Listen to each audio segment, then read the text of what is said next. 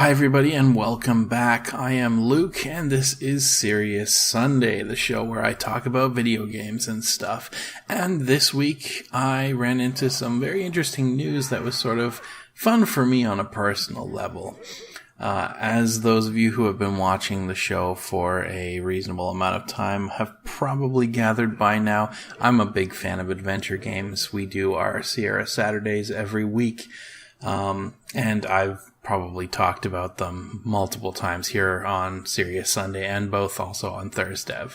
So, it will come as no surprise, most likely, when I say that I am thrilled to see that, and apparently this is not like super new information, but, the, Warcraft Adventure game has resurfaced somehow.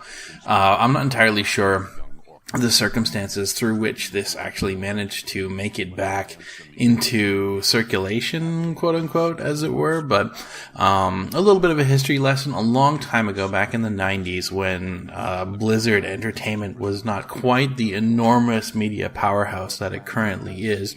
It was big, don't get me wrong. StarCraft was, I think, out at the time, and Warcraft was doing just fine at the time. Warcraft 2 was definitely out, and people were still playing the living hell out of it, so Blizzard was doing fine for themselves, but at the time, this was back when adventure games were still a big deal, and Blizzard was still kind of experimenting with their with the genres that they work on. Now, recently they came out with Overwatch, so they've kind of started changing it up a little bit, but for the longest time they were always basically just RTS and RTS-related stuff, because MOBA eventually was a thing that they made. But that said, there was a rumor, and it's screens, obviously, of an adventure game, a point-and-click adventure game, based on Warcraft, that was supposed to come out back in the day.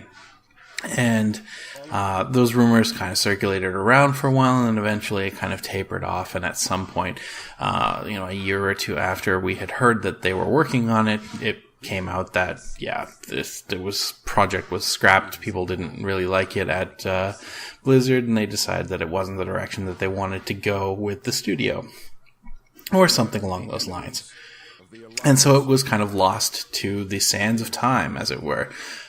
People kind of just ended up forgetting about it, and that was that for the longest time.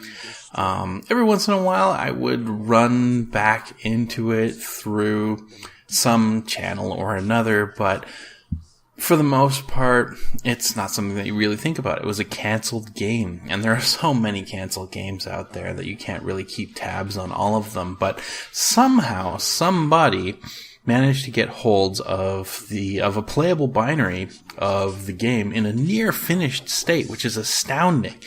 Because, this means that they canned this project so close to it being ready to ship that it was like, there was so little reason, it felt like, after having played it a little bit, for them to decide that they didn't want to finish putting it out.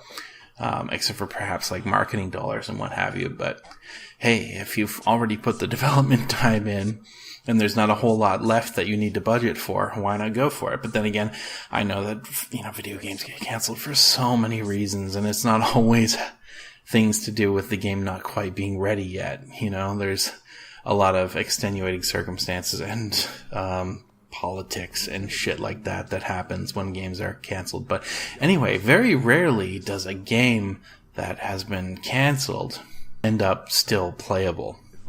Now, this happens a little bit more in the present day because, and it also kind of depends on your definition of canceled. Because of early access, we now have access to games that are in the middle of development that haven't been officially released yet, and people will kind of stop working on them, and so we'll have these games that are in kind of a limbo state. But that said, most of these games were still at one point something that you could play, and continue to be playable. Space-based DF9 is a great example of that. I like the game myself. A lot of people feel sort of bad blood towards Double Fine because of it, and I don't necessarily blame them, although, whatever, guys. It was still a fun game for what it's worth. And big props to the people that are continuing to work on mods for Space-Based DF9, because it's getting more and more fun as they go along.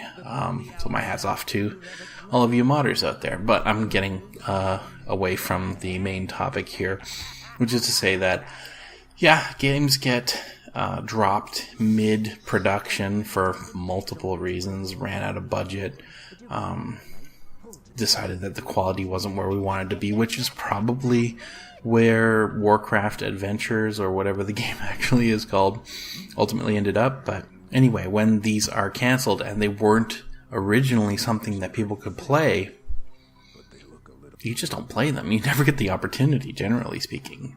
But this time, somebody got their hands on it and has spread it around the internet. And I looked, and I found that it looks like somebody had, as long as maybe even 2 years ago, gotten a copy of it and sort of shared it around a little bit. But finally, it would kind of, somebody noticed and made a big deal about it. And now it's playable and people can play it. So, this is kind of almost like the opposite. Well, not really, but, it's a weird contrast to the, like, AM2R and, Pokemon, Uranium thing that happened fairly recently with, fan projects getting shut down. This is a legitimate project that was shut down internally that now people can play. Whereas these are fan projects that people were able to play but aren't anymore. That sort of thing. So, I guess what I really wanted to say is it's really cool. I love this, the opportunity, just having the opportunity to check out this little milestone in video game history, this thing that I never thought I would have the chance to actually check out. And I fully intend to to conscript Matt into doing a series of Warcraft Adventure with me. So look out for that fairly soon. That might put Wets Day on a hiatus and have some Warcraft Adventures to cover its time slot at some point in the near future. So keep an eye out for that one. But you too can experience the Warcraft Adventure from the comfort of your own home if you just follow the link that I'm going to put down in the description below. It's something. It's very 1990s. I know we say this a lot on the show, but we play a lot of games from the 1990s. But so there you go. But yeah, it's a very 90s game. It fits very cleanly within its own time frame. It feels fairly dated, and it's not a spectacular game by any right, but it's definitely worth checking out, especially if you like adventure games like I do, and I hope that you do as well. So that's it. That's really all I had to say this week. Go check out Warcraft Adventure. See the link below, and I hope that you have a fantastic rest of your week. Thank you for watching. As always, it's always a pleasure to have you here, and I will see you again next time. Take care.